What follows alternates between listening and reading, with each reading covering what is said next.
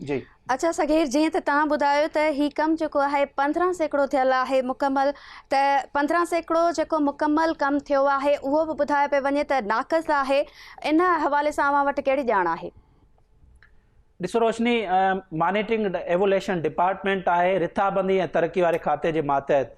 त उन जो इहो कमु हूंदो आहे त जिते जिते तरक़ियाती जेके मनसूबनि ते कमु थिए थो, उहो उन मॉनिटरिंग जेके हिननि जा ऑफिसर आहिनि उहे मनसूबनि ते वेंदा आहिनि, पोइ हुनजी फिज़िकल वेरिफिकेशन, सॼो मटीरियल जो जेको आहे उहो जाइज़ो वठंदा आहिनि।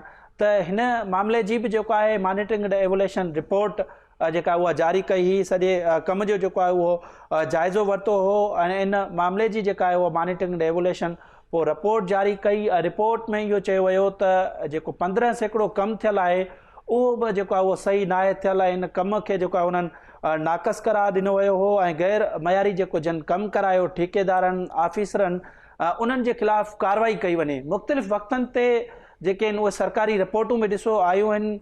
उन वक़्त जो जेको चीफ इंजीनियर हुयो works and services Akhtar Dawach, monitoring evaluation जी बि जेको आहे उहा रिपोर्ट उन्हनि जे अगेंस्ट आई ऐं उनखां अलावा एंटी करप्शन नैब बि जेको आहे इन मामले जी मुख़्तलिफ़ वक़्तनि ते जांच कई आहे।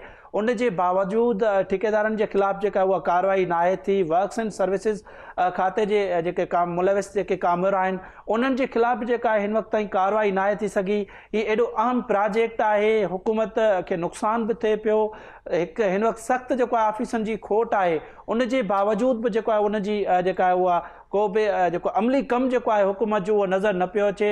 हिन वक़्तु लापरवाही वारी जेका उहा सूरत हाल नज़र अचे पई। वर्क्स एंड सर्विसिस खाते जा जेकी सेक्रेटरी हुयो उन सां बि जेको आहे मुंहिंजी ॻाल्हि ॿोल थी। उन इहो ॿुधायो त हीउ जेको आहे उहो 6 सालनि खां जेको आहे उहो कमु बंदि आहे ऐं इन ते इनखे ऑपरेशनल करण जे लाइ असांजूं जेके आहिनि उहे मीटिंगूं हलंदड़ आहिनि।